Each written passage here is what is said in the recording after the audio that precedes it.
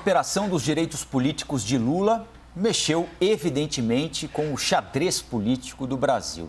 Para analisar a decisão do ministro do Supremo Tribunal Federal, Edson Fachin, e a volta pública do ex-presidente Lula a partir do discurso e da entrevista coletiva que ele deu ontem no Sindicato dos Metalúrgicos do ABC, nós vamos conversar com os deputados federais Kim Kataguiri, do Democratas, um dos coordenadores nacionais do Movimento Brasil Livre, e Alexandre Padilha, do PT, também deputado federal, ex-ministro da Saúde. Quero começar com o deputado Padilha, já agradecendo pela presença aqui na CNN Brasil, ministro. Queria saber do senhor o que é que o senhor achou da volta do ex-presidente Lula ontem. Havia muita curiosidade para a gente entender qual seria o tom do ex-presidente Lula depois de passar 580 dias preso e ter a decisão revertida, as penas anuladas pelo ministro Fachin na segunda-feira. Bom dia mais uma vez.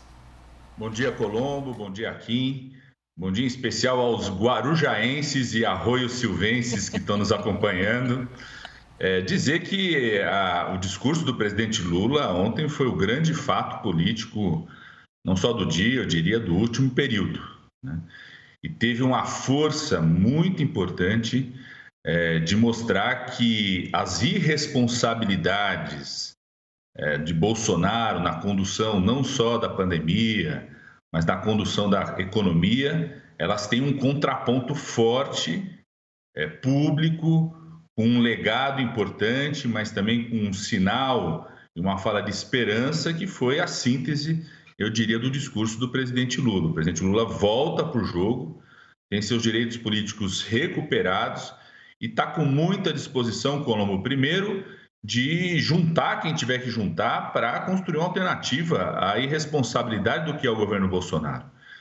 Lógico que o presidente Lula sinalizou claramente ontem, né, de uma disposição de compor uma frente do campo da esquerda, do campo progressista, que pense uma alternativa a agenda econômica de Bolsonaro, uma alternativa que busca fortalecer o Sistema Único de Saúde, que busca garantir renda para a nossa população, mas também uma disposição muito grande de conversar com outros setores. O presidente Lula foi explícito: eu quero conversar com os empresários brasileiros. Será que os empresários brasileiros estão contentes com a postura do Bolsonaro, com o isolamento do nosso país, com a insegurança jurídica e econômica do nosso país, com a irresponsabilidade na condução da política econômica?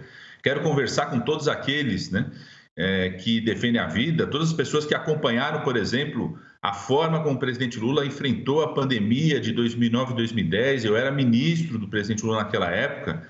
O Brasil foi o campeão internacional de vacinação, né? Nenhum país vacinou tanto quanto o Brasil em sistema público como 2009 e 2010. Então, o presidente Lula volta com muita força, com muita disposição para o diálogo, para compor aí uma frente progressista importante, mas com muita disposição para dialogar com o Brasil, para tirar o Brasil desse buraco, da situação que nós estamos vivendo. Estamos vivendo a maior tragédia humana que nós já vivemos. Ontem foram mais de 2.000 pessoas que morreram nas últimas 24 horas. O Brasil voltou a ser o país com o maior número de casos novos de Covid do mundo, né? Eu acho que o presidente Lula está disposto a colocar a sua experiência, a sua força política, mas também a sua vontade de dialogar a serviço do país nesse momento. Ele tem dito muito que ele, obviamente, com os direitos políticos recuperados, o nome dele está colocado para ser uma das candidaturas a presidente, está disposto, se o nome dele unir essa frente progressista, a frente de esquerda, está disposto a ser candidato a presidente da República. Ok, deputado. O deputado Padilha falou por 3 minutos, então tem 3 minutos para o senhor também, deputado Kim Kataguiri. Mais uma vez, bem-vindo aqui à CNN. Eu gostaria de repetir a pergunta. Queria que o senhor analisasse o tom do discurso feito ontem pelo ex-presidente da República, Luiz Inácio Lula da Silva, lá no Sindicato dos Metalúrgicos. Bom dia, Colombo. Bom dia, Padilha. Eu acho que a volta do Lula, né, para o cenário político joga o debate público para 2 extremos que são péssimos, né? De um lado, o Bolsonaro, de outro lado, o Lula, né? Acho que agora ele tenta adotar um tom mais conciliador, né, um tom mais ameno para afastar né, a imagem que ele mesmo, né, construiu ao longo dos anos de radical, de ataques à imprensa e até cassação de visto de jornalista, de defesa ferrenha ali do radicalismo, né, e do populismo que vigorou durante seus governos, nos seus 2 mandatos, e, ao mesmo tempo, tentar sufocar outras lideranças de esquerda que tentam ganhar espaço ali no pós-lulismo, né? Eu duvido muito que haja uma convergência, uma unanimidade na esquerda para apoiar a candidatura do Lula. Acho que da mesma maneira que o Bolsonaro tenta ter hegemonia na direita, o Lula tenta ter hegemonia na esquerda, né? Quando Ciro Gomes era aliado, era tudo bem, ele estava junto. Depois que se tornou inimigo, virou um coronel. Quando a Marina Silva era ministra do Meio Ambiente, estava junto, estava tudo bem. Depois que saiu do governo, virou uma aliada dos bancos que queria que o pobre morresse de fome.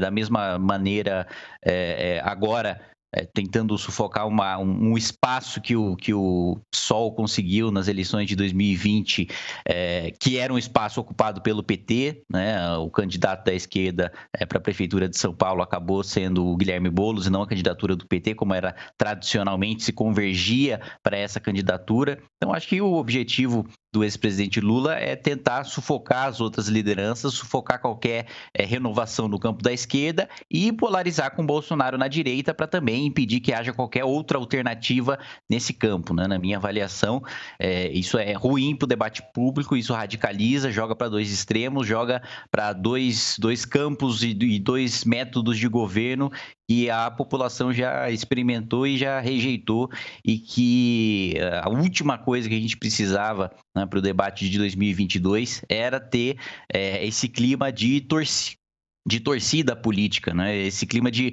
não vou debater as ideias, eu não vou debater o mérito das políticas públicas, eu vou debater as pessoas, né? Não importa o que o sujeito falou, se é o Bolsonaro, eu vou defender, se é o Lula, eu vou defender, com as incoerências e inconsistências de ambos os lados, e que cria um cenário, de certa maneira, na minha visão, desolador para 2022, que no meio do tiroteio entre Lula e Bolsonaro, quem está espremido ali no campo da razoabilidade acaba perdendo espaço no debate público. Deputado Padilha, essa avaliação feita pelo deputado Kim, ela é relativamente comum, né? Lula e Bolsonaro seriam faces diferentes da mesma moeda, seriam extremistas, um à direita e outro à esquerda. Como é que o senhor encara esse tipo de crítica? Primeiro que o dado concreto é que todo mundo tenta polarizar com o Bolsonaro, mas quem conseguiu polarizar com o Bolsonaro foi o Lula. Tem várias lideranças do campo da direita, governadores, que estão há um tempo tentando fazer uma polarização com o Bolsonaro, mas o Lula ocupou esse espaço político da polarização ontem. Inclusive, várias lideranças importantes que não necessariamente concordam com o Lula, e a gente não tem que ser unanimidade, não tem expectativa, nem Jesus Cristo foi unanimidade, não tem essa expectativa. Várias dessas lideranças reconheceram ontem que não dá para fazer qualquer comparação entre Bolsonaro e Lula. Várias lideranças, o Kim tem uma liderança importante do partido dele, o ex-presidente da Câmara, Rodrigo Maia, que disse, não concordo necessariamente com tudo que o Lula fala, mas não dá para comparar, fazer uma comparação, querer colocar na mesma classificação, na mesma categoria Bolsonaro e Lula, é só daqueles que querem alimentar, esses sim que querem alimentar e sufocar qualquer voz dissonante do campo da esquerda que seja alternativa ao Bolsonaro. Segundo, o que eu vi da repercussão ontem das lideranças de esquerda ou lideranças que são de oposição ao Bolsonaro não foi uma sensação de sufocar ninguém, pelo contrário, foi uma sensação de oxigênio. As pessoas comemoraram a volta do Lula para o jogo político, a qualidade do debate que ele pode impor, o debate sobre ideias, sobre propostas e não sobre nomes, né? Eu acho gozado, as pessoas falam assim, quer discutir nome, mas quando bota o nome do Lula, aí tem uma reação, não, vamos discutir ideias, vamos discutir as ideias que o Lula significa, o que ele significou para o país, o que pode significar para frente, a importância do Brasil ter uma liderança da estatura do Lula para sair desse buraco onde o Brasil se enfiou. tanto do buraco em relação à crise institucional, a questão democrática, o fato de estar patinando na recuperação econômica, né? Um país que despreza políticas sociais, que buscou sufocar políticas sociais, né? A importância da gente enfrentar a desigualdade que tem no nosso país. Essas são ideias que o Lula dissemina essas ideias, que fala sobre elas, tem uma capacidade de comunicação com a população brasileira muito forte, que não é só porque ele é um bom orador, é porque ele tem significado na vida de milhões e milhões de brasileiros. O Kim sabe disso, né? O Kim estudou numa Universidade Federal da ABC, que foi criada durante o governo do presidente Lula, e Lula e José Alencar foram os presidentes que mais universidades públicas federais criaram nesse país, né? Eu sei, quando entrei na Faculdade de Ciências Médicas, lá no final dos anos 80, dos 100 alunos da minha turma, 2 apenas eram negros, 10 tinham vindo da escola pública. Saiu o vestibular ontem da Unicamp, mais da metade dos alunos são de escola pública mais uma vez. Okay. Ou seja, tem significados de mudança que são fundamentais. O Lula tem ideias e também tem um legado muito importante do país, tem que ser valorizado. Deputado Kim, Bolsonaro e Lula são, na avaliação do senhor, faces da mesma moeda? São, não. Da mesma maneira que o Bolsonaro, né, trabalha para blindar ao máximo, né, o seu filho das acusações de rachadinha, do ponto de vista da ética, da moral, do sistema de governo, Lula também comandou, né, e foi chefe do maior escândalo de corrupção da história do país, da institucionalização da propina como método de governo, e isso não há questão processual ou não há questão formal que se anule, ainda que se parta da premissa discutível, né, de que a sentença deveria ser anulada, isso não muda o fato de que você tem, né, a quebra do sigilo telemático da dona Marisa, mostrando ela decorando a reforma do triplex, o depoimento do Porteiro, depoimento do Léo Pinheiro, do Palocci, do João Santana, da mesma maneira os relatórios do Gabinete de Segurança Institucional mostrando a segurança da presidência da República no sítio, o depoimento do próprio Fernando Bittar, que é quem formalmente estava com o sítio, o Odebrecht fazer reforma de sítio também, que não existe uma empreiteira dessa magnitude,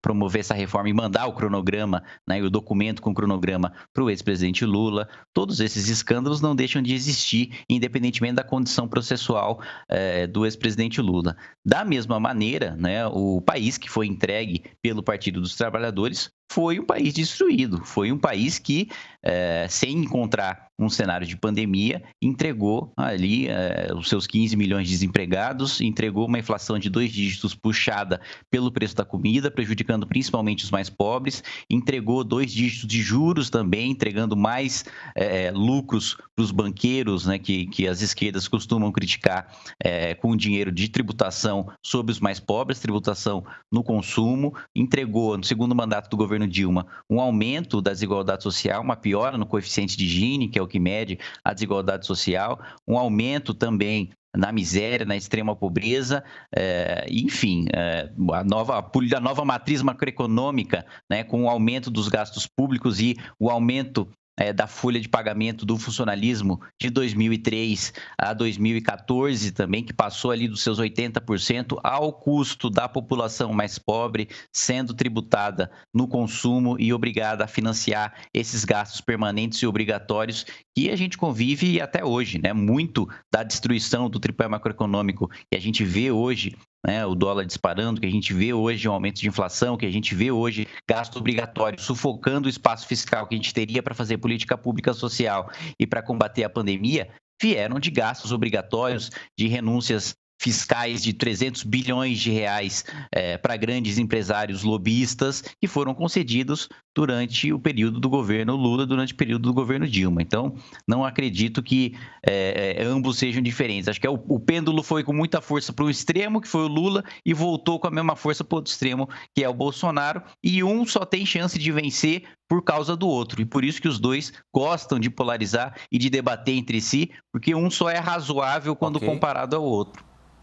Agora, Padilha e Kim, nós estamos chegando ao fim do nosso encontro aqui na CNN, então eu vou dar 1 minuto para as considerações finais de cada um de vocês. Como o deputado Padilha iniciou a nossa conversa, eu começo com esse minuto final para considerações finais com o deputado Kim Kataguiri. Deputado. Obrigado, Padilha. Obrigado, Colombo. As considerações finais que eu gostaria de deixar é que a população brasileira não pode ficar refém de 2 projetos de poder autoritários e de 2 projetos de poder corruptos, né? Não é possível que num país tão grande, com mentes tão brilhantes, com tantos políticos, apesar da classe política, né, ter um desgaste gigantesco, você tem bons nomes na política, você tem gente disposta a fazer o que é correto, e não é possível que você não tenha alternativa. Na minha avaliação, para 2022, nem Lula, nem Bolsonaro, nós temos que construir uma alternativa verdadeiramente liberal, que de fato acabe com esse estado de coisas, né, que não começou com o governo Lula, nem começou com o governo Bolsonaro, é institucionalizado, mas nunca foi combatido de frente por nenhum governo, e é a institucionalização de tirar dinheiro dos mais pobres e dar para os mais ricos nessa nossa tributação, concessão de renúncias fiscais e privilégios para a alta casta do funcionalismo público e da classe política, e fazer com que, de fato, a gente tenha uma economia pujante e um país desenvolvido. Ok. Deputado Alexandre Padilha, 1 minuto para suas considerações finais.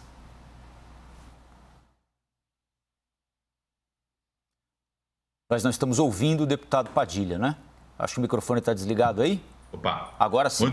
Vamos lá. Muito obrigado, Colombo. Um abraço ao Kim. Nós vamos ter a oportunidade de fazer esse debate político com a volta do presidente Lula ao jogo Recuperação dos Seus Direitos Políticos. Vamos poder, inclusive, discutir qual foi o país do presidente Lula, né? Porque o país do presidente Lula não é esse que o Kim falou. O país do presidente Lula era o país que o preço da carne era 1 e que o preço da carne de Temer e Bolsonaro chega a ser 2, 3 vezes mais. Que o preço do botijão de gás era 1 no governo Lula, Temer e Bolsonaro chega a ser 2 vezes mais. O país do presidente Lula é o país que saiu do mapa da fome e que voltaram mais de 14 milhões de pessoas para o mapa da fome. Então, a volta do presidente Lula com os direitos políticos recuperados vai permitir fazer esse debate e voltar a discutir esperança para esse país. Né? Discutir esperança, discutir projeto do país, reposicionamento do país no mundo, o Brasil voltar a ser respeitado no mundo, não ser um pária internacional que Temer e Bolsonaro transformaram o país. Ok. Temer e Bolsonaro isolaram o nosso país. Então vamos para o debate com a volta do presidente Lula. Quero agradecer aos deputados federais Alexandre Padilha, do PT, Kim Kataguiri, do Democratas, pelo debate aqui na CNN Brasil, e até uma próxima. Bom trabalho para vocês hoje.